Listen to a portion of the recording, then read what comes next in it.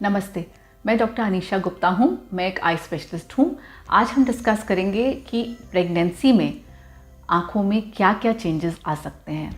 इसको मैं 3 हेड्स में डिवाइड करूँगी। जो पहला पार्ट है वो है फिजियोलॉजिकल चेंजेस। दैट मीन्स जो प्रेगनेंसी में सबको होते हैं, जो आँख के अंदर बदलाव, everybody is going to face it, किसी में ज़्यादा किसी में कम। सेकेंड विल बी कुछ ऐसी आँख की तकलीफ़ें जो आपको दिखेगा कि प्रेगनेंसी में ज़्यादा है। और तीसरा पार्ट होगा प्रेगनेंसी के दौरान किसी मरीज़ को कुछ तकलीफ़ें होती हैं जो अपने आप बढ़ जाती हैं या कम हो जाती हैं। सो ये 3 हेड्स में हम आज डिस्कस करेंगे। हर इंसान को, हर फीमेल जो प्रेग्नेंट होती हैं उनके शरीर में एक हार्मोनल चेंज होता है, बहुत बड़ा हार्मोनल चेंज होता है, जिसकी वजह से आँखों में भी असर आता है। The first disease that I am discussing here is glaucoma, काला मोतियाबिंद।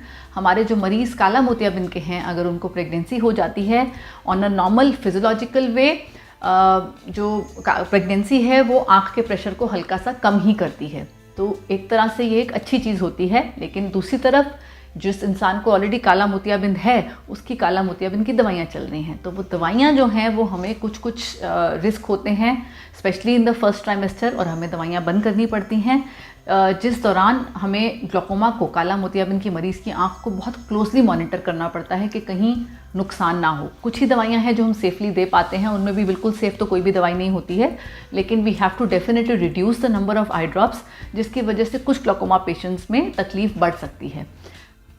सो इट इज़ इम्पॉर्टेंट कि ग्लूकोमा में आपके डॉक्टर आपको कंटिन्यूसली मॉनिटर करें, and despite stopping the medicine pressure बहुत हाई ना जाए, क्योंकि उस दौरान फिर हमें रिस्क लेकर दवाई देनी भी पड़ सकती है।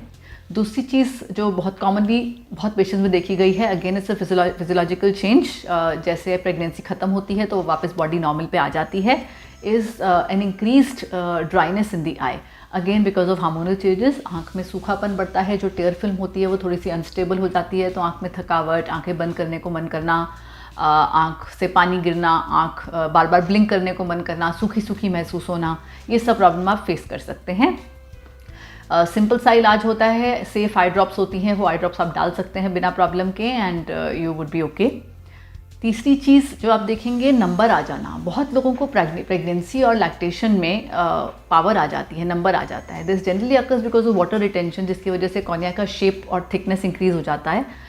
Again this is a temporary phase, and बहुत लोगों को नंबर चला भी जाता है once the body comes back to its normal look position.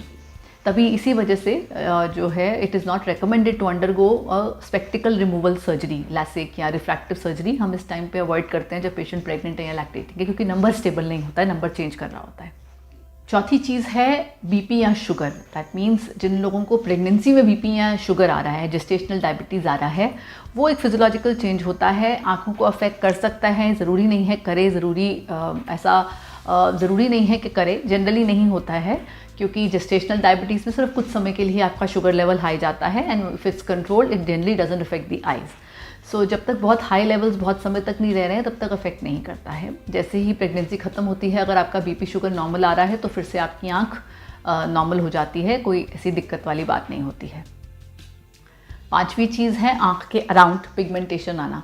आँख के आसपास आप देखेंगे कालापन बढ़ जाता है ड्यूरिंग प्रेगनेंसी बहुत लोगों में। Again it is hormonal, and as the pregnancy terminates, जैसे जैसे प्रेगनेंसी ख़त्म होती है वो इफेक्ट ख़त्म होता है, और जो पिगमेंटेशन है विद टाइम अपने आप रिजॉल्व हो जाती है। So these are the physiological changes which occur in pregnancy in many people, but as the pregnancy finishes it they resolve on their own.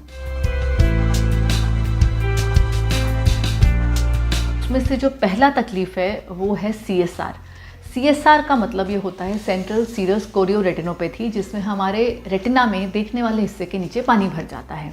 ये वैसे भी होता है, बट जनरली फीमेल्स में अनकॉमन होता है, बट प्रेगनेंसी में इसकी चांसेस ज़्यादा देखे गए हैं। इसमें आपको क्या महसूस होगा, आपको लगेगा जैसे देखने वाले हिस्से में जहाँ आप देख रहे हैं जिस एरिया को, वो एरिया धुंधला या बीचों बीच एक काला धब्बा आ गया या पीला धब्बा आ गया है।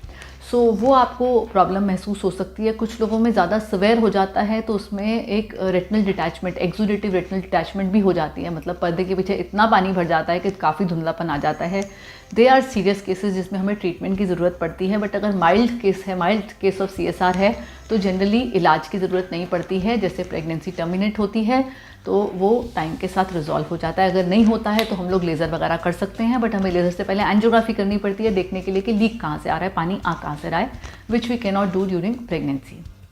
Another problem of pregnancy that can affect the eyes is pre-eclampsia या eclampsia, मतलब ये BP हाई होना। जो प्रेगनेंसी में जिन लोगों का BP काफ़ी हाई रहता है, जिसको हम pre-eclampsia कहते हैं, उनमें कुछ और भी चेंजेस होते हैं शरीर में, कुछ प्रोटीन का भी लेवल चेंज होता है शरीर में।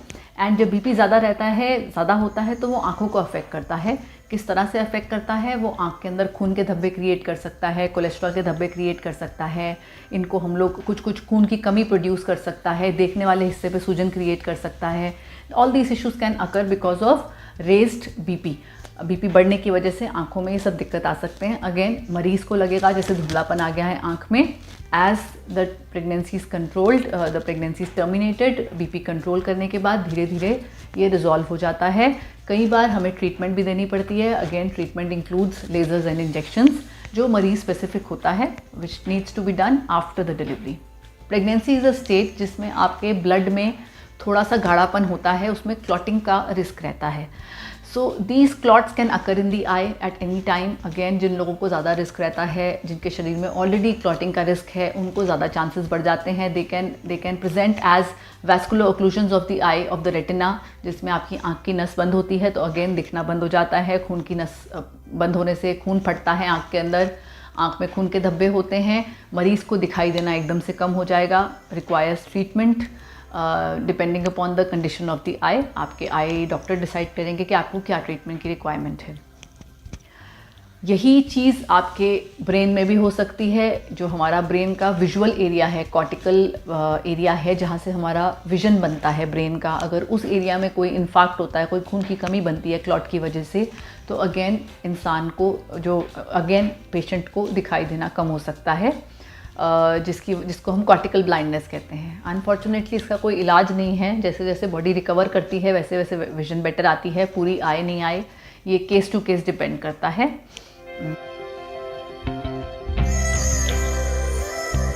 अब आते हैं उस कैटेगरी में जो कुछ तकलीफ़ें होती हैं जो प्रेगनेंसी इंक्रीज़ करती है। जैसे आपके शरीर में ऑलरेडी कोई तकलीफ़ है, उसको प्रेगनेंसी इंक्रीज़ कर सकती है, जिसमें सबसे कॉमन है डायबिटिक रेटिनोपैथी। अगर आपकी आंख में, आप ऑलरेडी एक डायबिटिक हैं, आपकी आंख में ऑलरेडी शुगर का असर बना हुआ है, जिसको हम डायबिटिक रेटिनोपैथी कहते हैं, वो आपकी प्रेगनेंसी के दौरान इंक्रीज़ हो सकती है। So it has been seen from mild disease, you can go to moderate, from moderate you can go to severe. So it is very important कि थ्रू आउट द प्रेगनेंसी आपका sugar control रहे and throughout the pregnancy आप अपने आँख के doctor को दिखाते रहें। तो आँखों का चेकअप ज़रूर होना चाहिए है। एक बार फर्स्ट ट्राइमेस्टर में दवाई डल के रेटिना चेक होना चाहिए है और उसका पूरा डॉक्यूमेंटेशन होना चाहिए कि क्या स्टेज पे हैं।